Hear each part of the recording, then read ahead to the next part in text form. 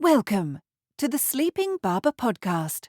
Grab a pen and paper. This is one of those shows you're going to want to take some notes on. We have Jenni Romaniuk, professor at the Ehrenberg-Bass Institute, talking about her new book, Better Brand Health. We talk about why people often hate their brand trackers, loyalty, the laws of marketing, the trouble with differentiation, funnel, brand tracking tips, and there's a post-pod at the end. This is a great show. Welcome to the Sleeping Barber podcast, a place for business leaders to get the best and most credible information on marketing, strategy, and innovation. Your hosts, Marc Binkley and Vasilis Douros, share their experiences as they gather insights from the world's leading experts. Now, on with the show. Well, welcome to the show today. We have an incredible guest, Jenni Romaniuk. Thank you so much for joining us. I'll give you a bit of an intro, but we're just thrilled to have you here. Jenni is a research professor at the Ehrenberg-Bass Institute, author of Building Distinctive Brand Assets, How Brands Grow, Part 2, and now has added Better Brand Health to the repertoire, amongst, I don't know exactly how many articles and papers and things that are incredible and super insightful on marketing effectiveness and research and consumer behavior. And so we're just so thrilled to have you here. Thanks, Jenni. Thank you. Pleasure to be here. Yeah. So we're really going to dig into the new book that you've got, Better Brand Health. And just like so excited to talk to you about this because it's one of those things. Brand health is one of those things that feels to me like it's such a fuzzy science in a lot of ways. Like people go ROAS, ROI so often, and then you get into brand and they kind of go, it's kind of artsy feely kind of stuff. And so I know you've done tons of work on this, and so How Brands Grow was my introduction to you and the work that you've done at Ehrenberg-Bass Institute. Why this book now? It seems to me like for me anyway, maybe it's just because the way I've been learning about you and the work you've been doing, but it kind of all has a connection, like they're puzzle pieces that kind of fit together in my mind. Like, where does this book come into your sort of way of thinking, and how does it fit with other books that you've done? Yeah, well, interestingly enough, this is probably, if you looked at the timeline of the R&D I've done, this is the book I should have written first, because this actually goes back to my very first introduction in branding R&D. But it was a really tough one to write. I was joking that a friend of mine was pregnant at the time I was writing the book, and we were like, yeah, we'll give birth together. You'll give birth to a book, I'll give birth to the other way around, actually. I'll give birth to a book, she'll give birth to a baby. Anyway, by the time the book came out, her child was 18 months. So I'm like, yeah, okay, I had an elephant gestation, you had a human gestation, but we got there eventually. And the reason it took so long to write was, first of all, I'm trying to straddle two things. One is I really want to get to the big picture of why we're doing this and the strategic, the value add, why we invest the money in it. But then I also want to get to the really, really nitty gritty little things that people do with the best of intent, but end up basically screwing up our data. So it's both strategic and tactical at the same time. And there's always a danger when you try to do two things, you end up doing neither well. So I'm hoping I've sort of tread that line so that it's relevant for someone who is relying on the KPIs, but not actually designing their own questionnaires. But it's also relevant for someone who goes, yeah, I'm designing the questionnaires and I want it to be as well as possible. The other thing that took a bit longer too was that, so a lot of the early research we had done was in the 90s and the 2000s. And so I replicated a lot of the research we'd done because I wanted to be confident they still held today. So that meant I had to do a whole heap of fresh studies to check to see that everything still held. So that also dragged out the gestation time of the book. But this takes back to, my early branding research. And it was, in some respects, the frustrations and deficiencies I saw in Brand Health Tracker fed into both the mental availability work, because when I looked at the attributes that are being tracked, I realized, hey, wait a sec, they're all about the brand and very little about the buyer. But isn't the buyer the most important thing here? And secondly, when it came to distinctive assets, there was no measurement of them. So people were just making decisions because often you have advertising effectiveness information feeding into trackers. People were just making decisions about branding and advertising based on tracker results, but not really understanding what branding and advertising was all about. So I sort of went and addressed those two issues first, and then I could come back and go, so what does this mean for how this feeds into how you can better track this thing called brand health? Is the book, and you've talked about this just now about, the strategic and tactical and balancing that. I'm curious, is the book it sounds like it's for both those people, but does it really only apply to big brands, or can it be applied to small brands as well? Or is there some kind of matrix that you've got in place or B2B or B2C? Does it really matter in that sense? Well, I've tried to cater to all different types of industry. So it's not so much about, so what I've tried to do is to factor in when there are different types of category buying, because how people buy the category affects two key metrics, which is how you capture category buying and how you capture brand buying. So in there are sections for if you've got a repeat purchase type market, which most CPG goods are, but some services are as well. If you're in a services stroke subscription type market, if you've got a durable where you've got a long inter-purchase time period, how do you adapt the measures to account for those differences? But there are a lot of measures that actually the type of category you're in doesn't matter. Now, in terms of the big brand versus the small brand, it's actually, again, for both. If you've already got a tracker whereby you're pretty happy with it, then there's some things that hopefully will help you improve it. Some things you can cut out, some tests you can do to see, am I on the right path with that allow you to just up the quality of it. If you either don't have a tracker or you're starting from scratch, which is often what happens with smaller organizations, there's actually basically a roadmap of what you can do. And actually on my website, I've actually got a Word version that you can download that basically you fill in your stuff for it so that you can actually use the template and then adapt it as you want to.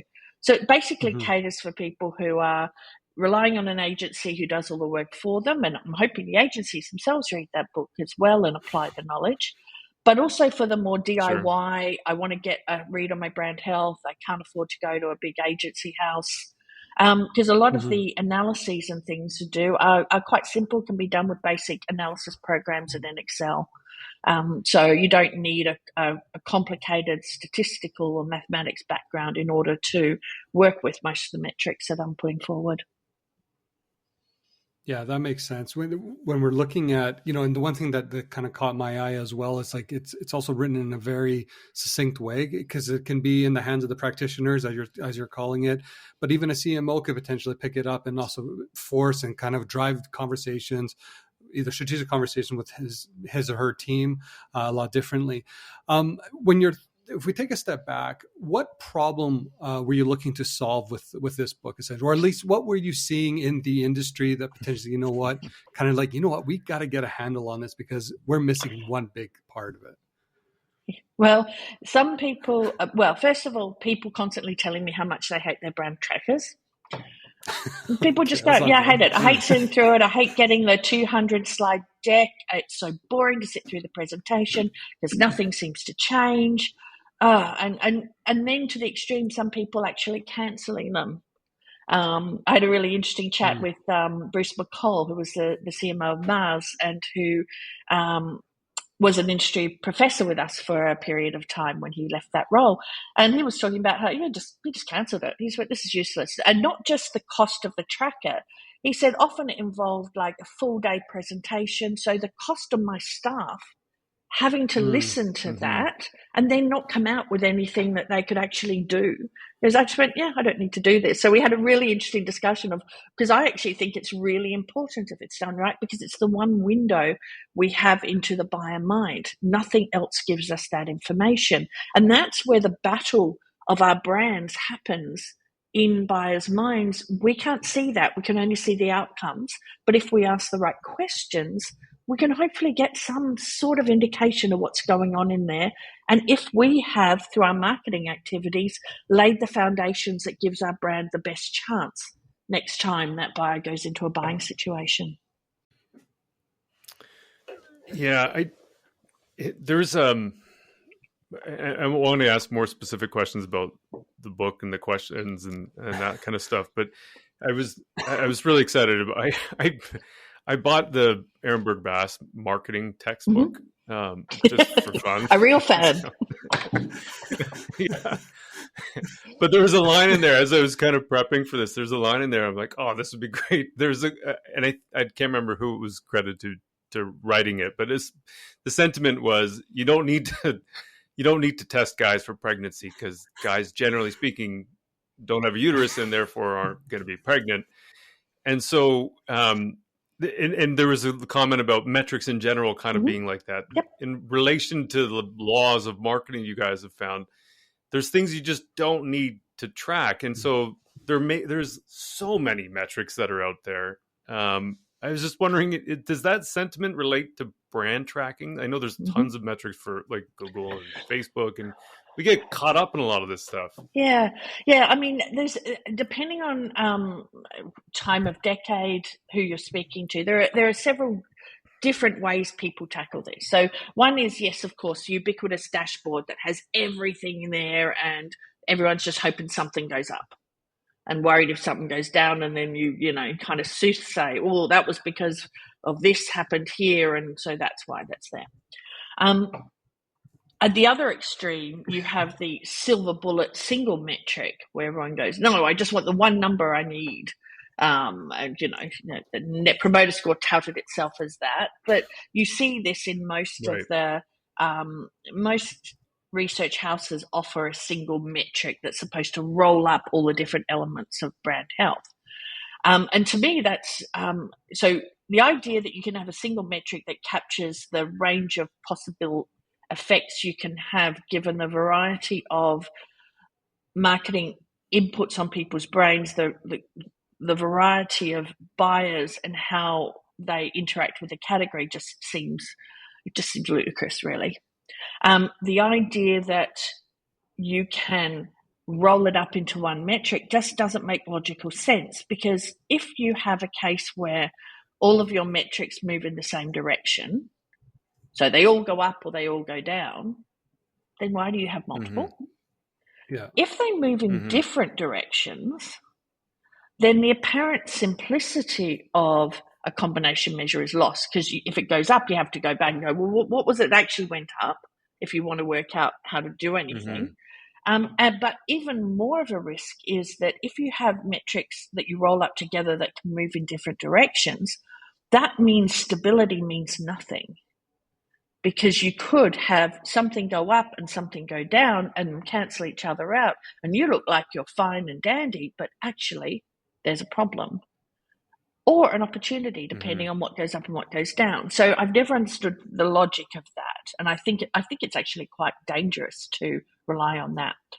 So I'm a horses for courses type of person. Where you have horse racing, when you pick the horses on a wet track versus a dry track, depending on your objective, you'll have different metrics that are going to be more useful at the time. And so some metrics are more ubiquitous that you want to continually track, and some are more that you turn on and off depending on the situation. And that allows you to have a sort of base set of metrics, but at any one point in time, you're only really focusing on a subset of those because they're the ones most relevant to our situation. But I will say we do need more R&D on this that takes this approach, because that will help us refine that even more.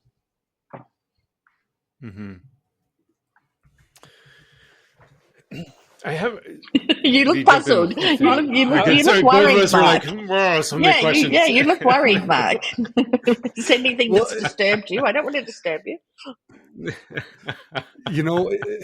This is what sometimes I fear when we start asking questions and our minds start meandering it down other paths. And I would love, welcome to my world. Yeah. No kidding. I wonder if you can just take a moment, because you talked about, like, when you think about some of these metrics, and there's some of it there, everyone talks about them, like net promoter score, as you mentioned, share of voice or share of search, brand reputation, et cetera, et cetera. What would you maybe identify as being like those core ones that you can always have ubiquitous, as you said? And what would you maybe be those outliers that would be those that would come in certain circumstances? Okay. So it's going to be a little bit complicated to answer that fully, because I think it would take quite a bit of time, because then I'd have to explain why of those. Fair enough. And also it's important to remember that while just because a metric is ubiquitous, like is recommended generally, doesn't mean there's no effort you have to take to calibrate it to adjust for things like brand size. Fair enough. Yeah. Of course. So that's where we have to be careful. But I'll give you an example of a switch on, switch off metric that's a different time. And that is something like brand rejection. So brand rejection is useful to assess, because if you have a high rejection rate, then that does mean building mental availability will fall a bit on deaf ears, because people will think of your brand and go, yeah, I don't like that, I'm not buying it. All right? Mm-hmm. But what we know about brand rejection generally tends to be very low, and there's only and it doesn't change when it's low unless something external event happens. So it's a case of you benchmark it, you check to see if you're normal. And then if you are normal, you only worry about it for new brands, potentially smaller brands that suddenly ramp up their marketing activities. You might just keep an eye on it, because might have more people trialing it that might, have a reaction to it. Or if you've made a major change, or someone's made a major change to, say, product formulation, packaging, etc., that people might not be happy with. Okay, so you benchmark it, you understand you're normal, and then you think about, well, where are the circumstances where this is going to change? Because the reality is it's not going to just magically triple overnight. Our brains don't work that way. If it does increase, there's usually a reason behind it. So and you usually will know that reason. It's not like people are operating in this magic vacuum. You will know if your rejection rate has gone up, because you'll probably know what's caused it. And if you don't, it's easy enough to collect that as part of the data as well, by following up on that small group typically that do reject. Why? And if you look at those reasons for rejection, often in most cases, you find people actually don't really have a reason why they reject a brand. It's not like this is a hard, fast rule. So that is another reason why we don't worry about rejection so much. But it tends to be one of the ideas that holds marketers back from this idea that you've got to grow through expanding your customer base and acquisition, is this idea that there's a barrier. People have thought about us and don't like us. That's why they don't buy us, without realizing actually, the vast majority of people don't buy you because they're not even thinking about you. You have a mental availability problem, not an attitude problem. So that initial benchmark can be really useful ongoing to say, hey, we don't have a problem with, our problem isn't that people think of us and have a reason why they're not going to buy us. Our problem is they're not thinking of us in the first place. That's a great example, by the way. Yeah. Okay. My so there's metrics out there that I know you study word of mouth specifically. You've done a lot of work in that. It's a hobby. Yeah.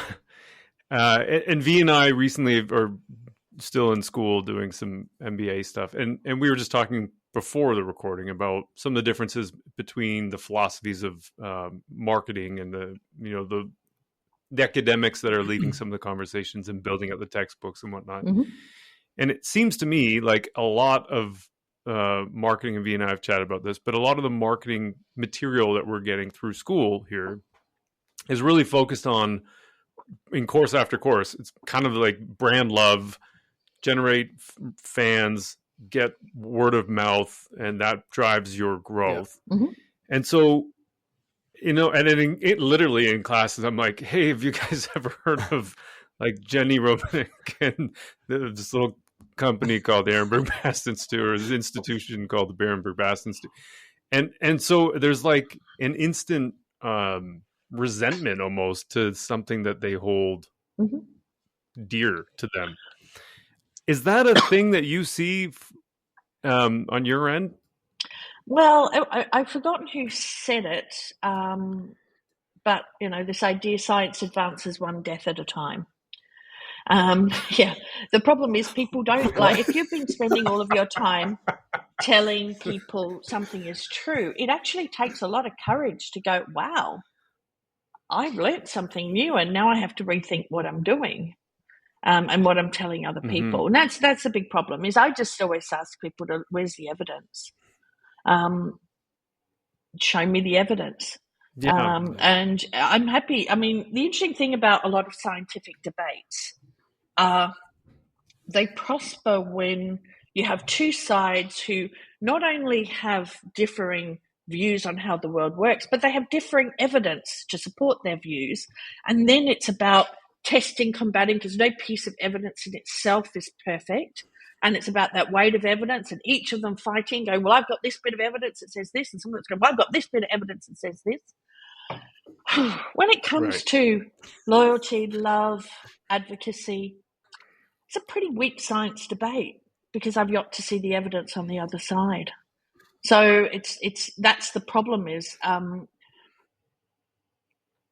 there's nothing to challenge other than to present the evidence and say, hey, look at this. It may lead you to rethink what it is. I remember having a discussion with someone who thought that top-of-mind awareness was the best metric ever.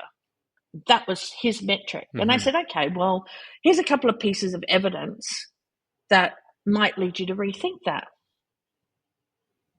And you know what his reaction was? I don't care about your evidence. This is what I believe. And I'm like, so then I tried a different tack to say, okay, so can you share with me why you believe that? And when I had that debate on LinkedIn about differentiation, I decided to try a different tack. And rather than presenting my side, I thought I'd just ask, why do you believe that? And actually go and interrogate the evidence that has apparently formed other people's beliefs. Because I believe then I can maybe understand why they think that way. But when I've read the evidence, I don't understand why they think that way. So that then makes it very hard to argue against. So all I can do is say, we're putting the evidence out there as best we can, promoting it as best we can, and hopefully encouraging people to rethink as best we can, and doing things, writing a textbook that hopefully some marketing educators take on board. But it's hard for them to do that if they don't really believe it themselves. Yeah. Well, and specifically related to the, let's call it brand love, brand advocacy kind of track, where people are in that mindset, that loyalty drives growth, and then word of mouth is the thing that you're all looking for. And, there's that, I think it was, I can't remember how to say his name properly. Frederick Reichheld, with the, cost. Yeah. Reichheld. It costs 5x more to make a customer than keep a customer. That actually wasn't from him. That was actually from a study. That was actually from a study that was done in the 1980s called the TARP study. So there was a later TARP study. This is an earlier one that was actually a big working party set up to work out what is the return on investment for satisfying customer complaints. Okay, so what is it? So if we invest in a team that will listen to customers complaining and resolve their complaints, what's the ROI from that? And so they did a study for General Motors where they worked out that, okay, if about 50% of people rebuy a car, right? So therefore, the cost of advertising is what gets us all the new customers. And the cost of satisfying complaints is what gets us keeping the old customers. So can you start to see the flaw in the maths here?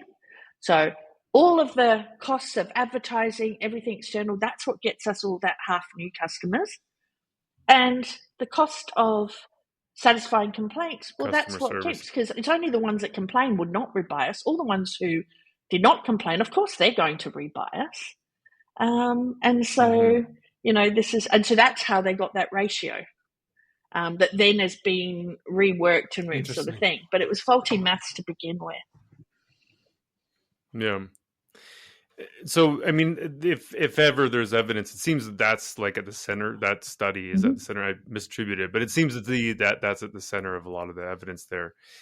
On the other side of some of the work you've been involved in, there's a few laws, and we've talked last year to Nicole from your team about this, but she was great. She's amazing.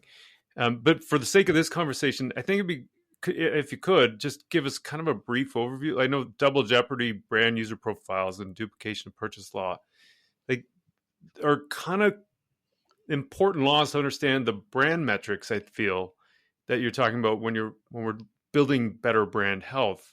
And so if you can, I was hoping you might be able to just briefly describe those and why those are important to understanding what metrics you should be measuring. Well, they're actually important to understand what philosophy you should take. I mean, a little bit on the metrics, because there's a lot you can do with good brand buying and category buying metrics, but they more actually speak to the philosophy of tracking. And so if you take double jeopardy, for example, which is small brands are penalized twice, they have many fewer users who are slightly less loyal, that and when you look at how brands change over time, that's where we get this idea that we grow through acquisition, expanding the customer base. So from a brand health tracking perspective, that tells us immediately that the people who we really need to make sure we're reading are light non-brand buyers, because they're the ones that don't buy us this year, that if we grow, something will happen that they will buy us next year. So that's one part.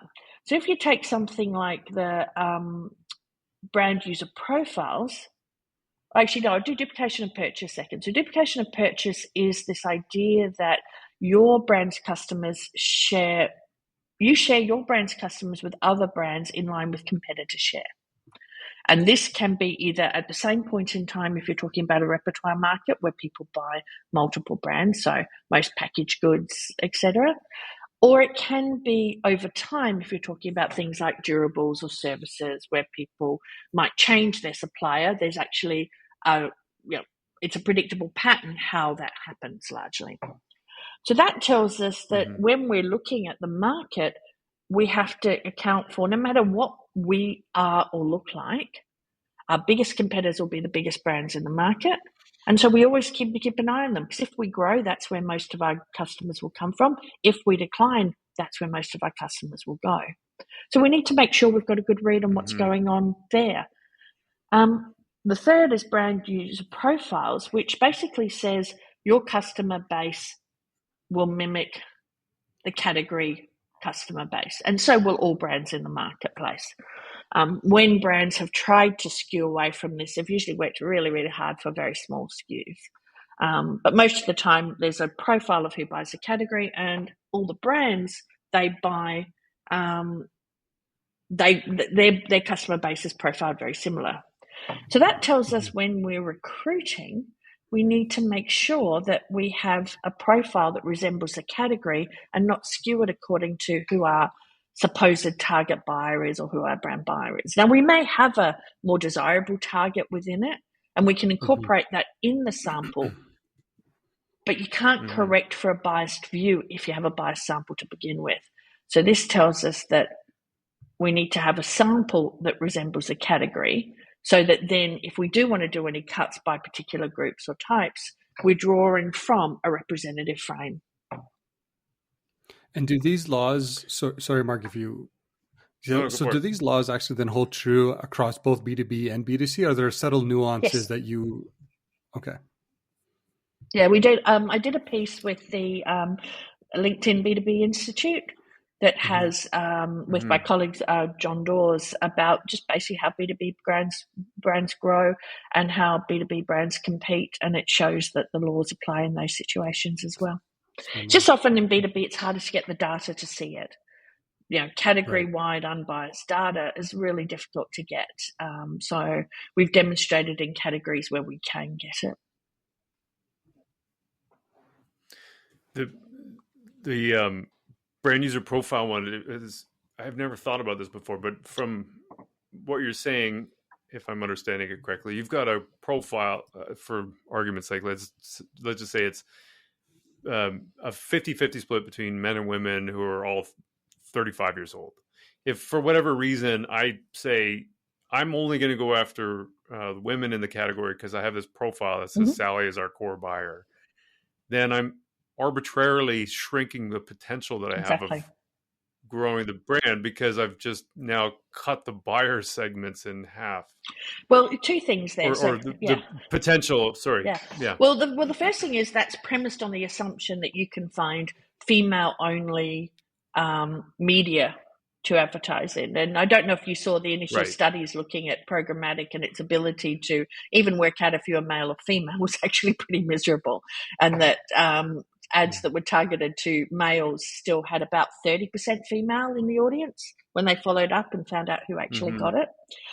So that's the first assumption. But the second assumption is even if you could, yes, you're cutting yourself out, and you're also typically, if it's more specialized media or a specialized request, you're paying more for it.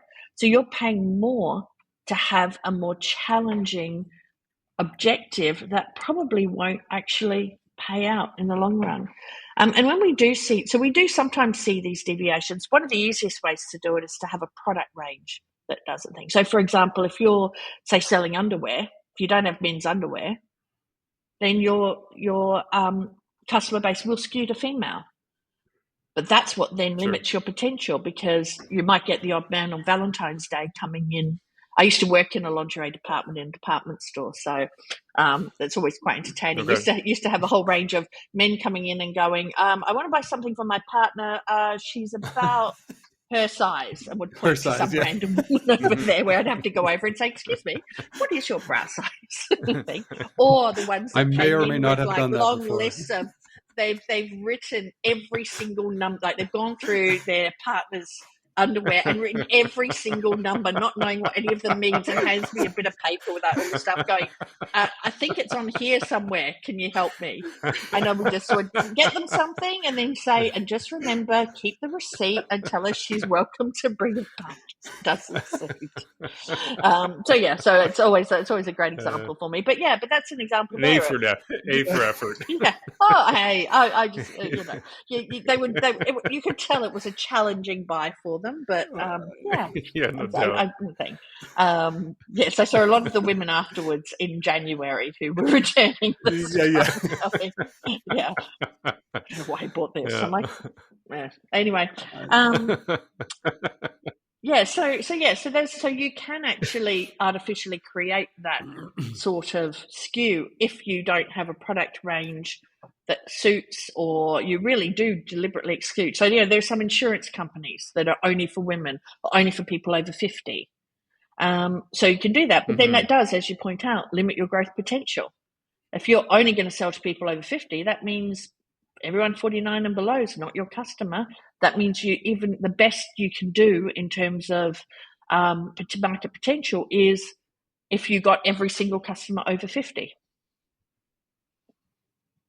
Yeah.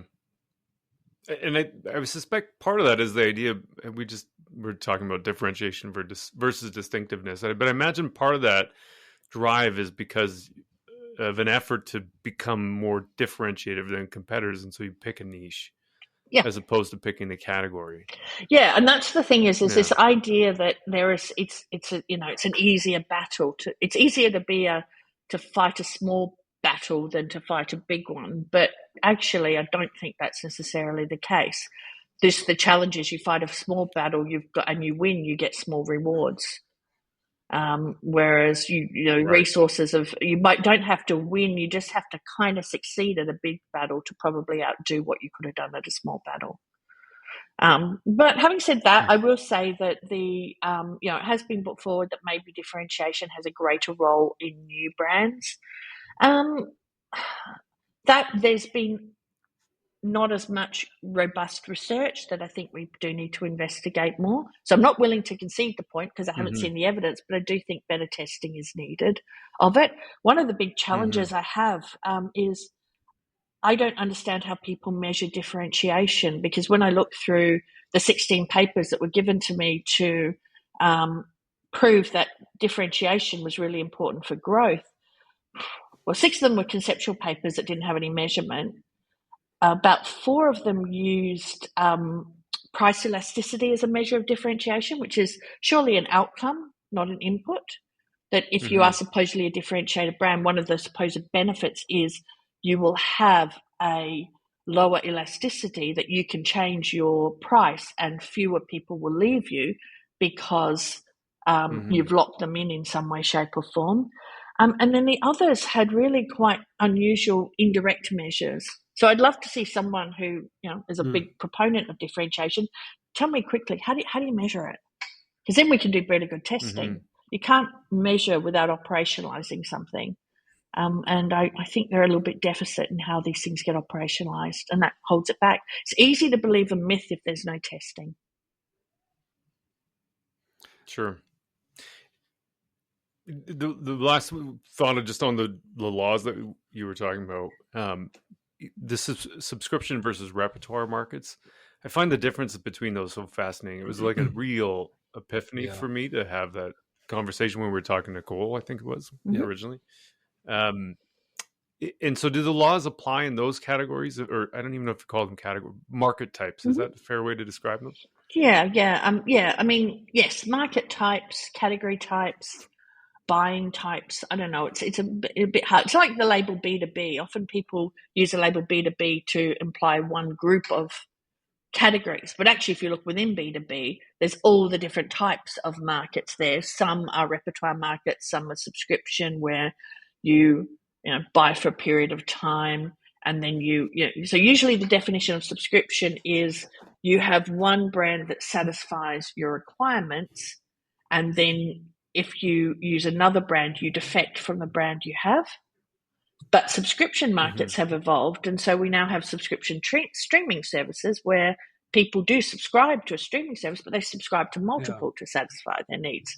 So, we've got to account for these different changes in how. So I always look to how do people buy and focus on that rather than necessarily worry about the labels per se. I can see your point now, how these laws are actually more about philosophy than the metrics behind it. Kind of like you started off. But for brand health, for brand performance metrics, they're very important for brand performance metrics. But when I'm talking about brand health metrics, I'm talking about stuff in people's heads, memory metrics. And they're more about how and who we get those memories from and who we consider important in our tracking than they are about necessarily testing double jeopardy on every data set you have. So if you collect the data right for brand usage, you will see double jeopardy every single wave. So once you know that, you don't need to test it every single wave. But if a new brand comes in, you might test it to check to see, is this an exception to double jeopardy? Is it a niche brand or a change of pace brand, or if it's normal? So again, it's something you can pull into your wheelhouse when something in the market changes that makes it worthwhile.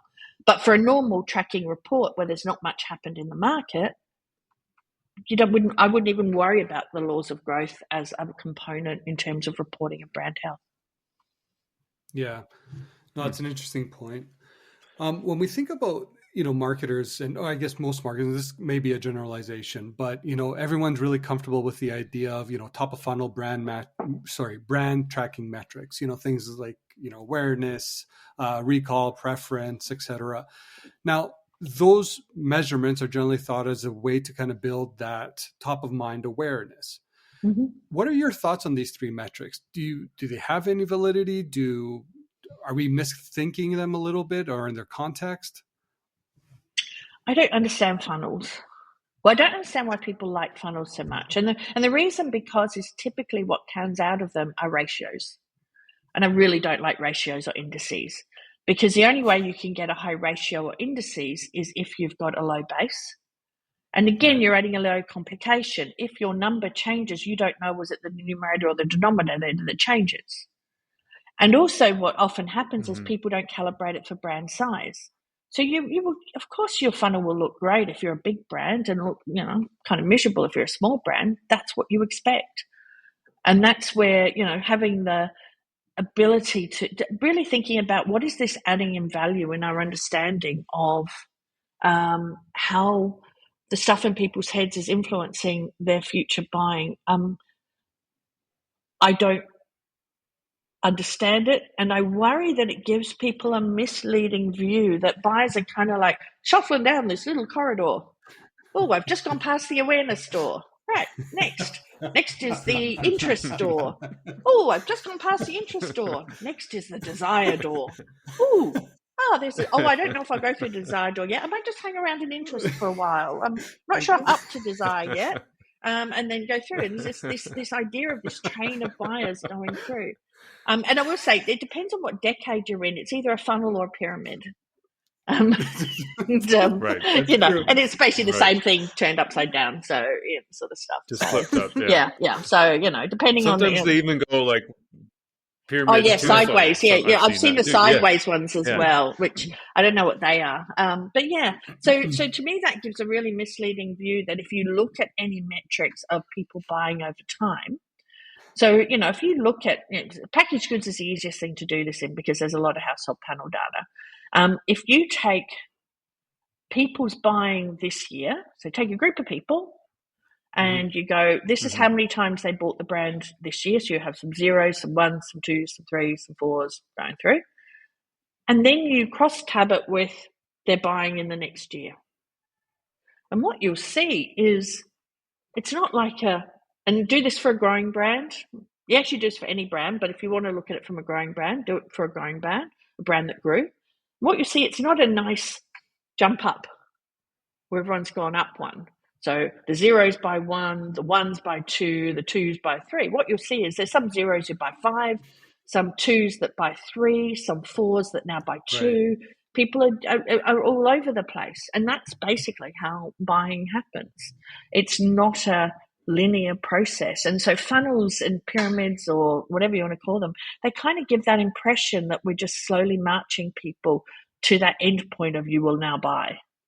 And that's just not how it works. So I worry about them from a mathematical perspective because I think the numbers are misleading and not very helpful. But I also worry about them from a conceptual perspective of how they means, we've got a problem. We don't have enough people with interest in our brand. What? Yeah, I don't understand what you do with that, which I think is partly the problem with trackers that follow that philosophy, is coming up with actionable, what do we do with this? It becomes very difficult when you've got a concept so abstract that no one really quite knows what it means. Yeah, and going back to your original point, like if you are a small brand, you would expect that many people don't know you, and so your awareness number would be relatively low compared to, say, pick the giant brand in your category. Yeah, but that then comes into a separate thing. So if you're talking about saying like brand awareness, so you've got, and I've got one of the first chapters on this because I think it's a really important metric that people don't understand. What I will say is if you are one of the companies that reports top of mind awareness or spontaneous awareness to your board, you might want to read the book because it may lead you to rethink what you're actually reporting to them. Because it's one of the most common metrics reported to board. NPS has probably overtaken it in popularity, but I'll leave that for particularly my colleague John Dawes, who's done some great work on that. It's sort of thing. So if you think about something like brand awareness and say prompted brand awareness, have a think about it. Do you need to track the prompted brand awareness of your brand buyers? So these are people who bought you. What do you think they're probably people that buy you? Yeah. Well, no, because they're going to be 100%. Yeah, or close to it. You often get a bit of a wobble in there, but some people forget because it's important to remember no metric is perfect. So that's why I'm not a fan of making responses to one metric be dependent on responses to another. Right. A few exceptions to that rule where you're dealing with the same concept and simplicity and then complexity, like penetration and frequency. It's more effective to ask everybody the similar penetration measure and only those people who say yes, the more complex frequency measure, than it is to ask everybody for every brand, how many times did you buy, and have zero in it. It seems more efficient to do it in one question, but actually from a buyer perspective, it's more complex to do that. It forces them to do so much more cognitive processing than if you split it up. But other times, people will filter for prompted brand awareness and forget that prompted brand awareness, not a perfect measure, particularly if you give someone 30 brands to tick. It's very easy to miss a couple that you did know, but you do your job answering. I've ticked 25 of them, and then you just want to move on. So we often we either don't trust the responses of buyers, or we expect them to be perfect. And actually, the reality is somewhere in between. We've got to set up the conditions to get as accurate as response as possible, but be aware there's limitations in anything when you're relying on recall from memory or you're dredging memories out. So if you think about prompted brand awareness, so then, what is the metric that's really useful there? Well, how about the people that don't buy you? Yeah. Wouldn't it be interesting to know if they have you in the brain in that category? Yeah. So if I said to you, avocado, do you realize that's actually a mattress brand and not just a fruit from Mexico? Now, if you're selling avocado green mattresses, you want to know that people have avocado green in the mattress part of their brain, because otherwise none of the other memories are going to go up. And if they see avocado as a word, they're just going to think guacamole. That's what I think anyway. So that's those sorts of things. So thinking about what these metrics actually are used for and how they're helpful and who they're useful from allows us to really hone down and get to the point. So if you include brand buyers in your prompted brand awareness metric, you will just get a relationship with brand size, because big brands have more users, and of course they are all aware of the brand. Little brands have fewer users. But if you only do non-buyers, you get a bit of that, but you start to see the nuances. Oh, the small brand that's advertising has much higher brand awareness amongst its own users than the small brand that's not. And you can start to see some of those nuances in there that give you more sensitivity in terms of the metrics. Right.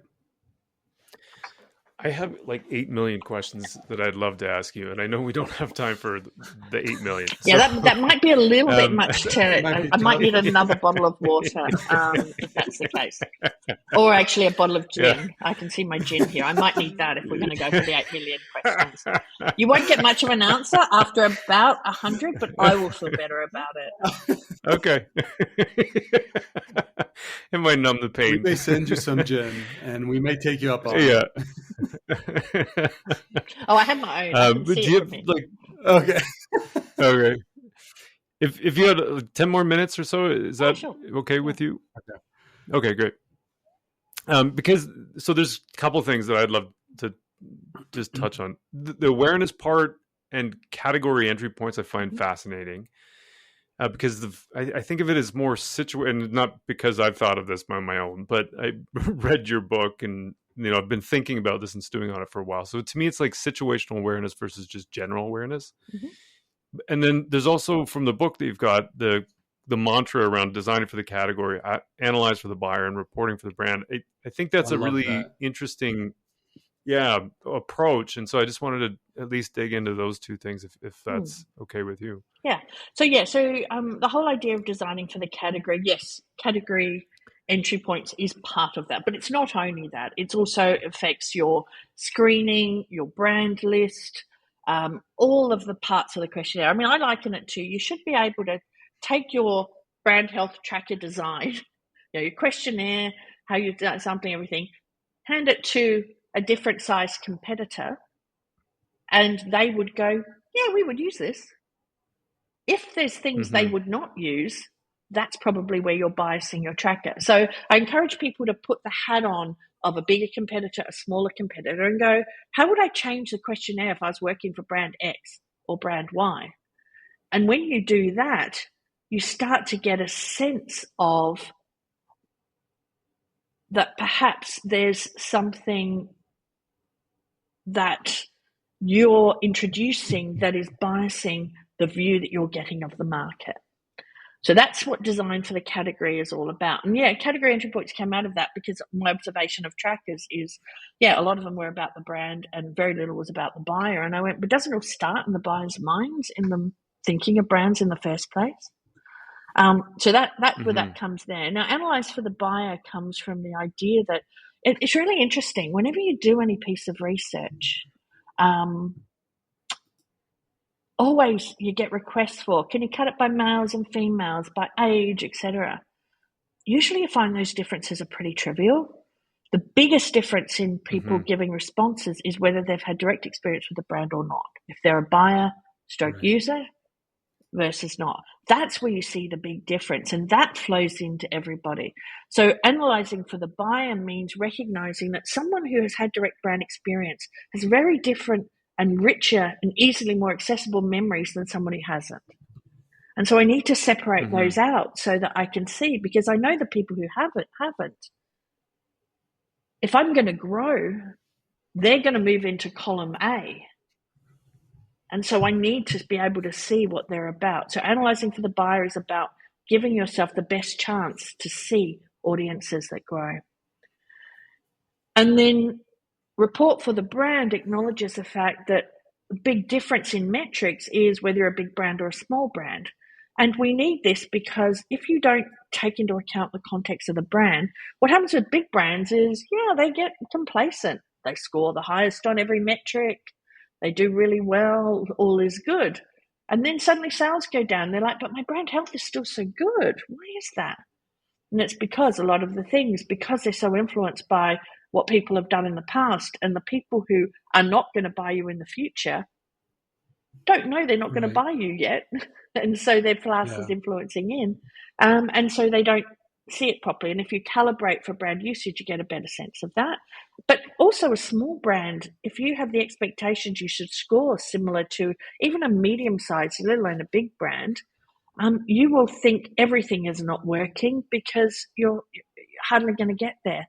But so you might abandon things that actually had traction, but you just didn't have the visibility, the right way to see it, and the right understanding to know that, yes, your score is still smaller than bigger, medium or bigger brands, but you scored more than you should. And that was what your marketing developed. And you're assuming that what you're scoring more than you should have is useful for buyers when they're in buying situations. You've laid those proper foundations that help your brand just have that bit more chance of being bought in the future.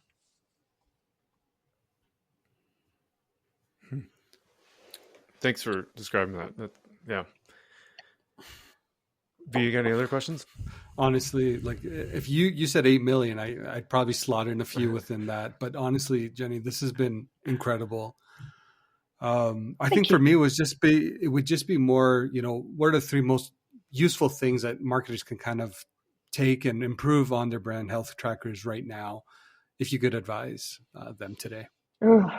Yeah, there's quite a few. So the thing, 3, well, what I do is I'm doing my A to Z.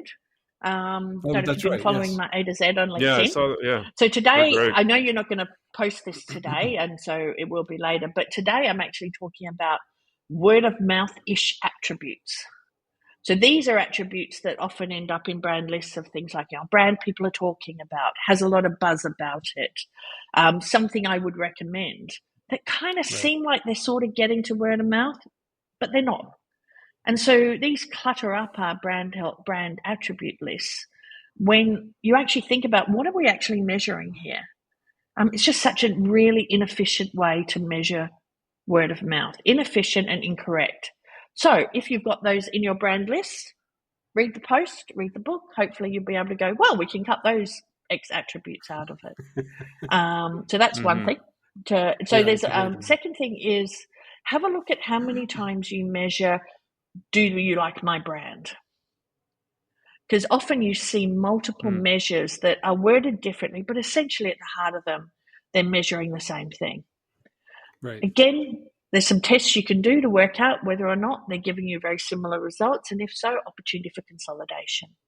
So we don't have to waste money asking multiple times how people like our brand. And in the book, I unpack attitude metrics because there tends to be a lot of things wrong with them. People think they can just come up with an attitude metric, and there are some things that you can do to make sure you've got a good one, that you're giving everybody a home, including people with no attitude, because it is possible to know something and not have any feelings about it. So that was 2. And the third one is think very carefully about asking questions unprompted. Think about what that's doing, why you're doing it, and why you think that's beneficial. There's a lot of work in different sections, both in brand awareness, brand attributes, where I show you the patterns that are happening when you measure unprompted versus prompting, and how they contaminate our responses and make it harder for us to see if we're likely to grow. So that's the other area I would encourage people to rethink. There are some instances where it is important to measure things unprompted, but we rely on it far too much to the detriment of data quality. And make sure you follow Jenni, everyone that's listening. Yeah, and the A to Z They're posts amazing. are awesome. I've been reading all of them. They're great. Yeah, They're super fun. They've been fun to write. I do them every single day. So I thought, wait, this is my commitment to building up my creativity. So every day I get up and I go, today's letter is whatever it is. So I have W, X, You've done Y, a few and poems Z to go. too. Oh yeah. Well, I did a poems are the limerick. I best. did a song. Yes. That was. I was pretty pleased with that one. Yep. Yeah. No. I just was. Bert inspired me. What can I say? It was very lucky because he had 3 of his top 10 songs that have love in them, and the other 2 were "What the World Needs Now Is Love, Sweet Love," and I went, yeah, that's not going to work. I don't know how I can turn that into. And the other one was "This Man's in Love with You" or something like that. And I went, yeah, that's not going to work. So I was very grateful to Dionne Warwick for her rendition of "What Do You Get When You Fall in Love," because I went, okay, that one I can use. There it is. Because so sometimes inspiration comes from the weirdest places. But yes, yeah. Well, thank you for the inspiration, Jenni. I appreciate all the work you've done and the rest of the team too at the Ehrenberg-Bass Institute. It's been great for us personally, just speaking for V. That, it's nice having all this information and evidence that's there to help guide decisions. So really appreciate it. Pleasure. Yeah. And good luck with the book launch. It's going to be great. I'm excited about getting my copy of it, and it's going to be really another great read for me. So I'm adding it to the library. Thank you. I'm glad now that we actually have physical availability, because God, that stuff's hard to manage. And there is a chapter on physical availability in the book, and whether it should be part of your brand health tracker. So yes, and it was only in launching this book that I appreciate just how complex that can be. Fair point. Well, thanks again, Jenni. Appreciate it. Awesome. And now the post-pod discussion with V and Marc. Post-pod. Here it is. Let's go. Jenni Romaniuk, we've made it. We've made it. Yeah, I mean, we said this before, but I think this is, oh my gosh, I can't even speak right now. Marc is starstruck. Yeah. Well, I just really like talking to smart people, and there's lots of them who are much smarter than me. So I appreciate the chance that we have to speak to people, and whether you agree or not, I love having the opportunity to have someone challenge the way I think, and it because it makes you better in my mind. If you have these sort of forced or sort of rigid mental expectations of how things are going to be and how things should be, and they'll never change and all that kind of stuff, then I mean, there's no room for growth. So I just really like, some of the thoughts that, as she's describing things, honestly, my mind is just oh, what about this? And what about that? And literally I could probably have sat there and asked to be. Well, and she caught us both because she answered a question and we're both okay. Because I'm sure we're thinking a million different directions right now. Hey, what are we going to ask now? Outside of what we've outlined, but it's because it is that, at the end of the day, when you think about marketing, there is a sense of a growth mindset, and we have to make sure that we are rethinking old models, old ways of frameworks, etc., challenging them. And I think Jenni and the Ehrenberg-Bass Institute do such a fantastic job, not only applying a lot of the science behind, a lot of the laws that they're bringing forth, but at the same time, it arms us as marketers with I guess maybe we just call it like evidence-based marketing, where we can go back to the board, we can go back to our leaderships and say, this is why we're doing it this way. And here's why we need additional funds to go down this route, whatever the case may be. And I think that's what the power of these conversations are. And I'm with you, man. The fact that we've been offered this opportunity to talk to so many incredible leaders and thought leaders, it's incredible. And Jenni, just like, yeah.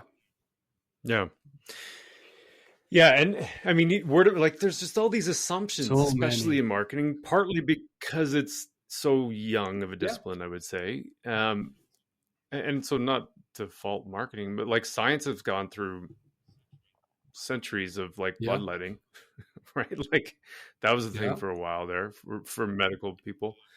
And which turned out to not be so good after all. And so like the funnel as an example, there's a guy named, I think the guy who invented it was Elias St. Elmo Lewis. I don't know. In 1898. I'm weird. I look up things like this. Because like, you know, things are invented and like at one point it didn't exist and then some point it did. And so it was literally from like 1898, or at least that's what Wikipedia says. So you got to wonder, like, why did he invent it? What was it for? What was the original intent? Do people really buy that way? We remember talking to Roger Martin. He was talking about how ideas die hard. It was not, that's not his words, those are mine. But, you know, like the evolution of science, there was some article that I have to go back and find the article linked to. But people hold on to these ideas for long periods of time. And some of them catch fire and then become the accepted norm, even though they might be wrong. And so Jenni's comment about the funnel, like, why not look at it again? Like, it might be useful, but is it really that useful? Is it as helpful as we think it is? Or do we just kind of blindly depend on it because that's what everyone else does? I think it's the latter. You know, again, what it comes down, when I think about the funnel and the purpose that it serves, is just kind of visualize the different steps in the purchase of a product, right? Or a service, right? Mm-hmm. So it's just a very linear, and I love the analogy. I don't know, I could, inside my head, I was kind of, well, I'm walking through like the awareness door now. And, you know, it poked fun in the fact that, you know, it isn't linear. And I don't think I still haven't seen something yet today that maybe builds in all the nuances that, you know, what today's consumer is actually faced with if you think about like all the intersections of ads, of information overload, all these things that are kind of constantly forcing us. It's hard to kind of compartmentalize and say, okay, well, this is what the new AIDA model looks like, or whatever it may be. But I even struggle with it in the context that when you're trying to communicate that, while it's very simple to communicate it, say to a C-level suite or executive leadership, the problem is like the functions of marketing are still blurred within those steps. And I think that's where we don't do it justice, not the funnel itself, but the discipline of marketing, you know. And I think that's the problem here is like, then, you know, the biggest part is awareness. Well, okay, define awareness though. What is awareness? Isn't a programmatic ad awareness? Just because the medium that was bought through it and the targeting that you're applying to it is not? No, it's awareness. But all too often that becomes now it's no, push that down to the bottom. That's like, you know, purchase intent. You're doing different models behind that to target someone specific. I would argue that's still awareness though. I don't know. I'm going off on a little tangent here, but like, yeah, I mean, you and I've had this conversation a bunch, but it's a fun one to have again, because I think this is really, it's a good, we should at some point, we'd got to do this Steve, about intent. Like, I think that would be great.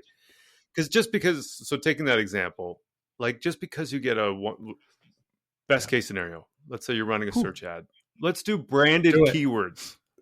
Yeah. Right? Maybe 20-25% click-through rate. Right? Like that unbelievable click-through rate. Most other search ads are going to be around somewhere in the 3 to 5% range. Most other digital ads are going to be, if you optimize for clicks, 1-ish%, right? Yeah. So even in the best case scenario where you've got branded search keywords and you got a 23% Yeah. click-through rate, I'm going to say 25, you still have 75% that don't click. So it's showing up. So is that not awareness, even though they're not clicking? 100%. You know what I mean? Like 100%. So like it's hard to say the platform is the deliverable. I think my takeaway from Jenni is like that you have something inside of the consumer's brain or the potential prospect or the prospect's brain, not even a current buyer, but a prospect's brain. That's what we have to understand. Totally. And that's where it comes like when we think about like your brand health trackers, what are you actually measuring and how often you're measuring it? That is essentially your what's the right word here? I don't know, the recipe, if you will. But it is actually what you can use to defend the discipline that you represent. Without it, then you are the coloring department. But there's an opportunity here. It's like, hey, let's talk about Net Promoter Score. I'm not going to talk about the outliers and why maybe it's not perfect and whatnot. It is a metric, though. Share of voice, share of search, brand reputation, all these things. Start tracking them because you can then attribute systemically different points in time and how maybe spend or a new campaign or a rebrand affected a lot of those metrics. And then you can take that and say, hey, so here's what we can tell you from the brand side. Now, the problem that I have is like you have the performance marketers on the one hand, and you have, the brand marketers on the other. They're all kind of pulling in their own direction, in their separate directions versus kind of thinking about it holistically as one. I would argue that your brand health trackers and your metrics are also a byproduct of your performance marketing efforts as well. They're not what's the right word here? They're not mutually exclusive. They all play into this. And that's how you unify this under one kind of idea of marketing. So going back to that branded search keywords. So if I'm getting what you're saying correctly, like that, those branded search keywords, you're buying that based on, you can optimize for max CPC, right? Let's say, so because I'm buying it for max CPC, I'm arbitrarily claiming that from a perspective of performance marketing because I'm getting traffic from it and it's a measurable traffic and, assuming you have 100% attribution and all that kind of stuff. And so you're discrediting the impact of that for any brand building because you're saying, no, I'm arbitrarily saying this is performance marketing because I'm using paid search and therefore paid search is, and paid search is the tool for performance marketing, not for brand building. But it is dumb. It is dumb. Why do organizations insist in keeping these two disciplines separate? I don't know. Yeah. They're not separate. Yeah. Yeah. I mean, they have to be because,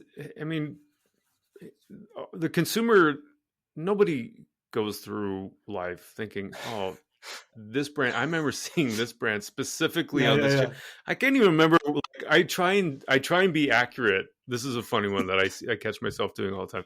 I try and be accurate when I tell people I sent you a text or a WhatsApp message or on InMail or on Instagram DM or whatever. Or an email, and I'm like, and eventually I'm just like, fuck it, I can't even be bothered to like. I send you a note, like, I feel like I'm cheating myself by saying, like, I'm not really paying attention, especially then that's just for me because I have a weird idiosyncrasy. But then seeing these messages from brands, like there's so many messages that I'm saying, and it like I don't differentiate. I'll often say in surveys like. I paid search because that was a little thing that popped up maybe last in my mind, or I was in the hunt for something, and so it shows up. But like there's an attribution mislabeling. I think. Yeah, and I know we're picking on search here, but like that's more of a behavioral output that we've been trained to do now. Like the first thing that we will think of, we're prompted by something on our desks, in an image, in an email, or a thought from a conversation. We immediately just, naturally go to say Google, You open up that search window and you start typing. Mhm. That's just a way for us to get to the answer that we're looking for quicker. That's Mhm. the shortcut. So the fact that it actually takes such a larger part of the attribution is wrong in of itself. And performance market, I know I'm going off on another direction here, not really a post-pod for Jenni right now, but I have a fundamental problem with this, even though I've been a performance marketer for most of my career. And now I feel like you've had an I awakening. have had or an something. awakening, damn it. Like it is. Yeah, anyways, I don't know, man. Like it, I'm going to shut up now. No, it's true though. But the other part about mental availability, like I wonder if there's a way to. This is part of the 8,000 8 million. You're questions. very specific on 8 million. So I'm like, oh, okay. 8,364. It also is like, how many times do I think of something throughout the day and don't use Google because the brand is top of mind, or like I just know that I'm going to get this because it's already there. Like, you know what I mean? And so, or how many keywords are branded that I type into Google and I'm already looking for it because it's there. I remember that was an argument that we always had when I was in media, broadcast media. It was like, why would you let Google tell you? Why would you put your fate in Google's hands?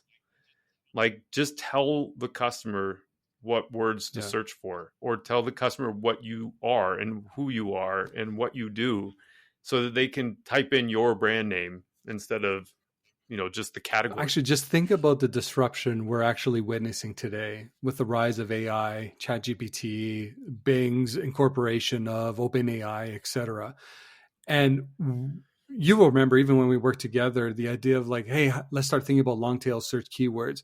We never really, really thought about it. We did generic keyword lists. We did like 1 or 2, max 3. We did broad match modifiers. We did some rudimentary, at the time, what was available, if you will. Mm-hmm. But think about now long tail and how that's going to shape the way people search moving forward. So while it was usually more succinct, easy language, there was like search language that you would use. Now it's just like language. So you're asking the questions outright that you want an answer to. That's going to change not only how search is going to work, but it's also going to change on what bidding strategies look like later, as Google kind of like accelerates and looks to build on this as well. But anyways, that's neither here or there right now. But it's just, for me, it's fascinating. Like how long we've been practicing digital marketing? 12 years for me, almost 15 maybe. How much that's going to change now moving forward because of AI. I don't know. I just come back to Jenni again. Like there's the mantra that she talked about, the designing for the category. That was a bit of an aha. I thought that was great. Like, I love that mantra. Yeah, the idea, design for the category, analyze for the buyer, report for their brand. Maybe actually it was just before then, but the category buyers are all pretty uniform. Was from one brand to another. Was like, I had never really, I guess I thought about that before, but I never really thought about that. And that if your brand's makeup of customers doesn't reflect the category, then there's like an interesting opportunity for you to think about expanding. And it would be a strategic choice whether you say, like, why do we not capture a reflection of the category buyers? Instead, we've got like just, I don't know, these 35-year-old women that look like the Sally profile we created, or something else.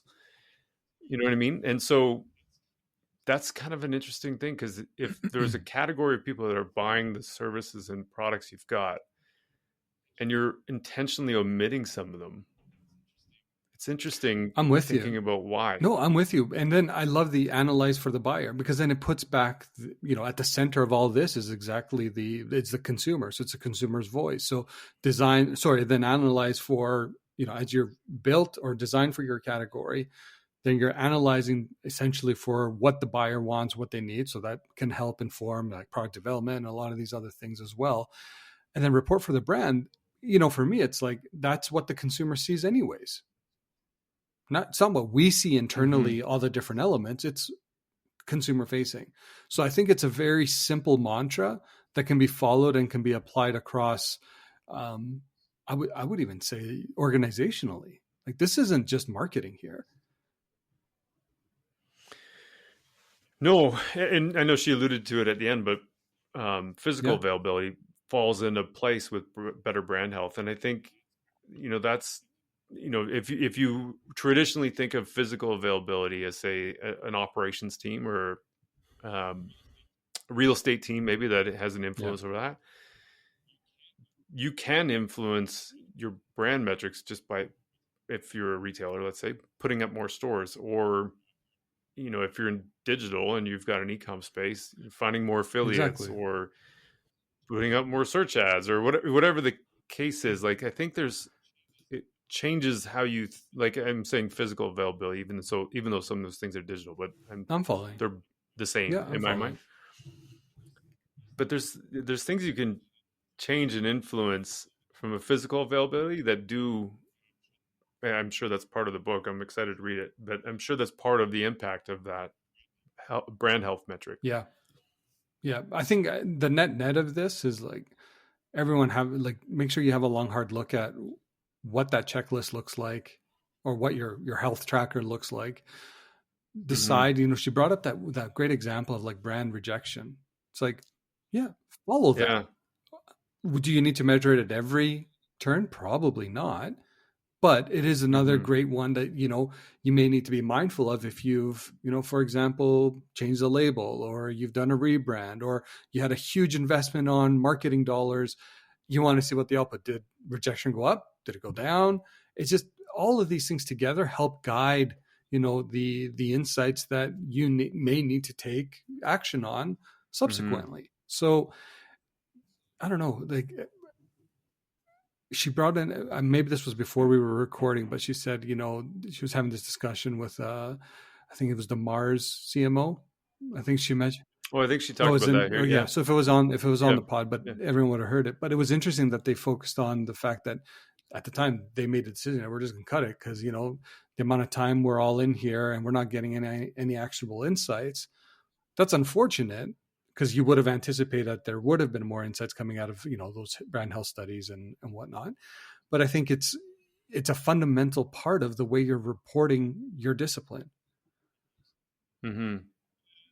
Yeah. And to her point too, like, I mean, it could just be that your brand metrics are recording and reporting on the same thing, just in multiple different ways. Right. Like, is, preference really that different from love or loyalty or a high NPS score? Like, they may be intended to be in different places of the buyer's journey, but are they really saying anything different? No, exactly. Yeah, interesting. Another great one, man. Anyway, this was really good. We went on a little tangent there. Sorry, listeners. Hope you can still follow the logic somewhere in there. Jesus. It's just the things that just pop in your mind at some point. You're like, you know what? Now's the time I'm going to talk about it. Damn it. Give me my soapbox. I need that soapbox. All right, buddy. Yeah, this is another good one. This is great. Yeah, buddy. Thanks, V. Awesome. All right. Adieu. All right. Adieu. Ciao, ciao. Ciao.